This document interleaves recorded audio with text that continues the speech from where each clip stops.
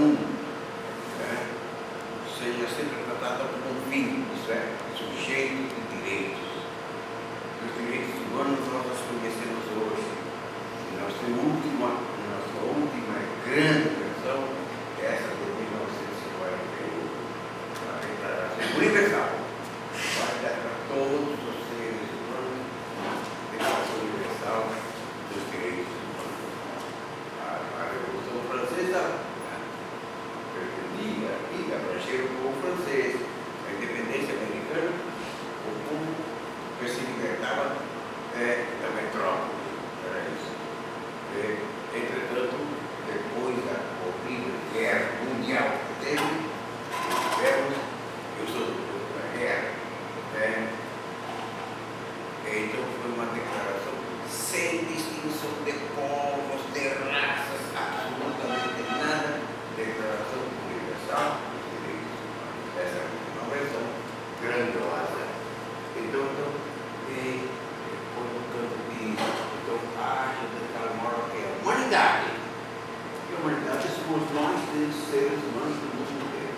A humanidade estava em tua pessoa, e apesar de outros, se tratando de ser um fim, ou seja, sujeito de direitos.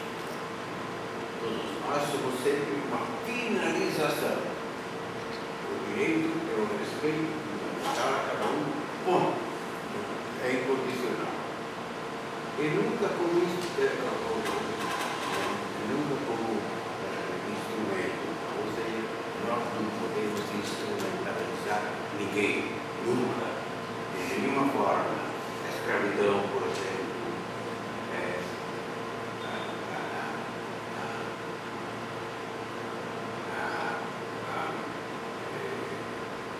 a escravização, a venda de órgãos, nunca pode ser vendido, porque eles não têm preço, O ser racional não é coisa, como diz Kant em seguida da declaração do princípio que ele anuncia, todas as coisas têm valor, e valor de troca. Nós podemos substituir uma pela outra à vontade, basta que haja um entendimento entre nós. Todas as coisas têm preço, ou seja, valor de troca. O ser humano não é coisa, mas é pessoa. Por isso mesmo, ela é absolutamente fim em si mesmo. Isso é, sujeito de direitos, diríamos hoje, depois de tanto tempo. Quem é que tem alguma coisa para dizer sobre isso? Eu sou gay.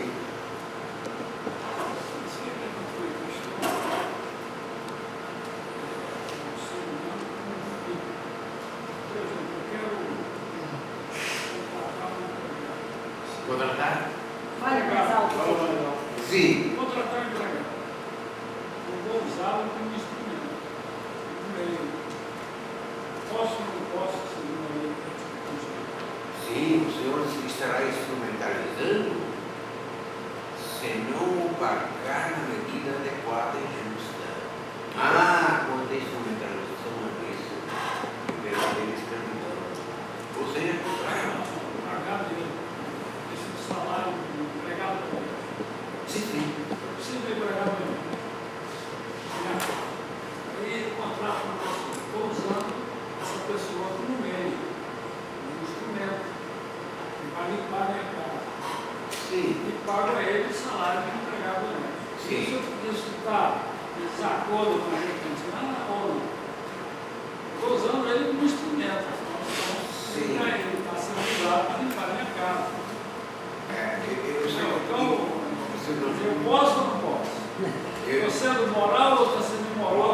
Vou lhe responder de uma forma mais geral. Eu sempre digo nas minhas aulas de ética, os salários mínimos são absolutamente injustos sempre.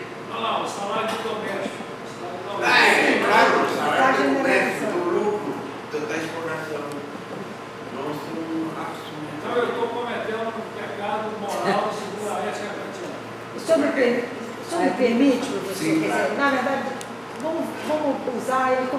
Marx vamos usar. O que você está usando não é a pessoa empregada, não é isso que é moeda de troca. A moeda de troca é a força de trabalho. Então, você está pagando é pelo tempo de trabalho.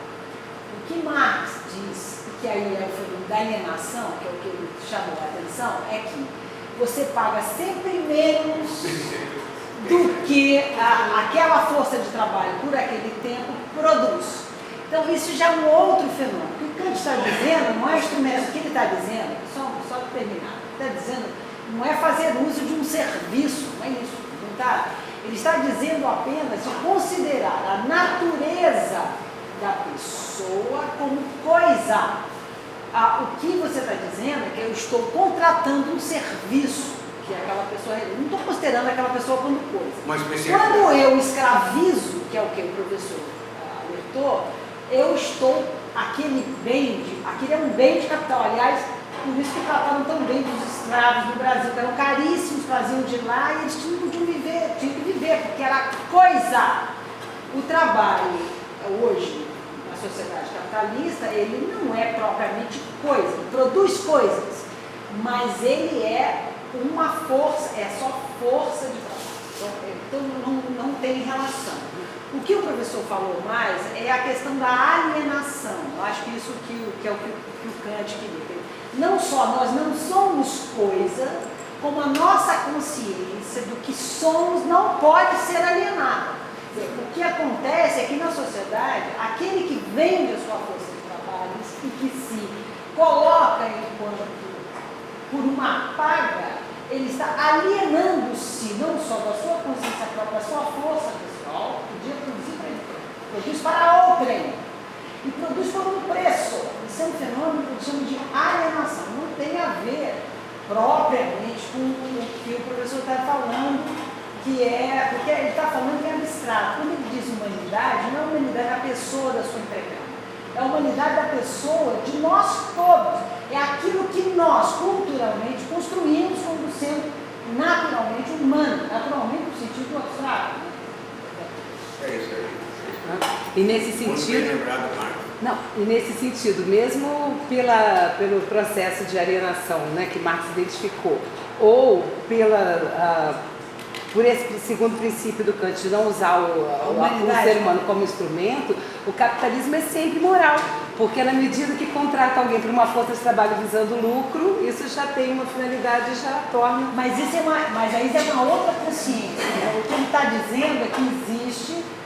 O professor frisou muito bem. O que o Kant estava ali preso a si mesmo era uma humanidade abstrata, né?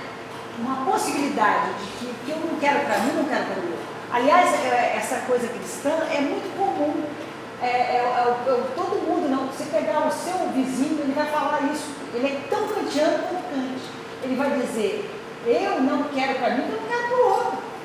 Não é isso? Todo mundo sabe. A minha liberdade, essa é a frase mais comum que eu já ouvi do imperativo categórico, professor. A frase mais vulgar, que eu acho que é o imperativo categórico aí na voz do povo. A minha liberdade termina onde começa do outro.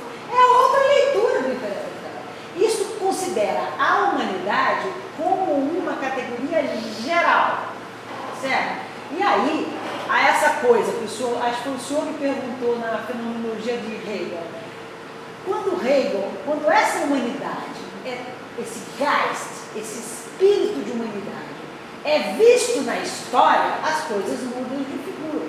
O que a consciência hegeliana demonstrou foi que há o Geist da história, né? A evolução da consciência através das figuras do escravo, do senhor, da consciência histórica, de uma série de figuras do espírito que a história humana nos revelou em dialética. Estamos hoje ainda a progredir, né, professor? Como os direitos humanos ainda estão começando e como a bioética está tentando ampliar esses horizontes da consciência ética. Tá legal, tá legal. Desculpe. Não, está muito completo, completou muito bem o que eu quis dizer.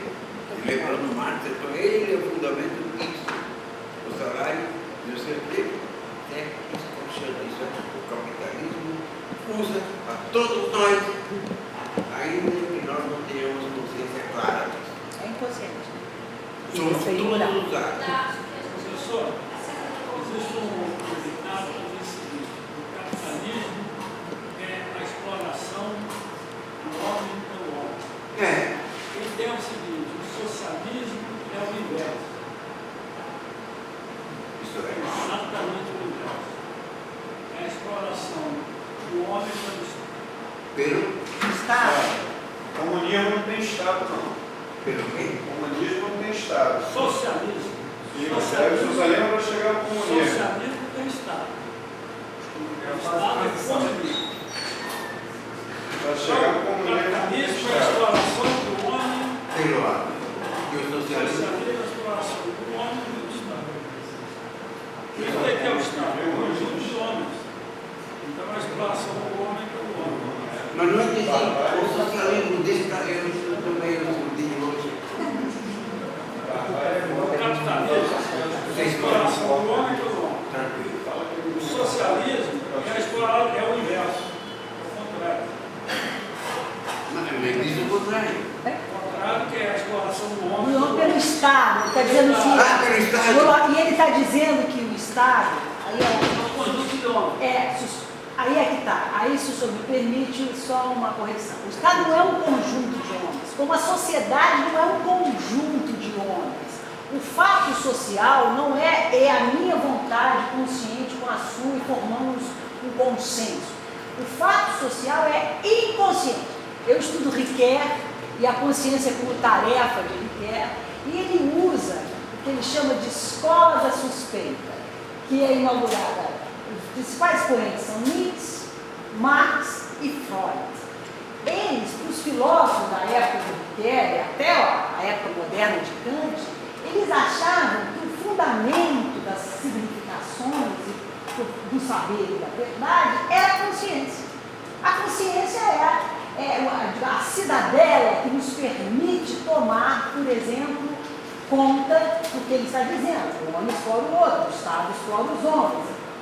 O que os filósofos da suspeita, segundo Ricoeur, nos põem em contato é com outro fenômeno. Ele tira da consciência imediata, a consciência comum, vulgar, de todos nós, ela tira a tutela de ser ela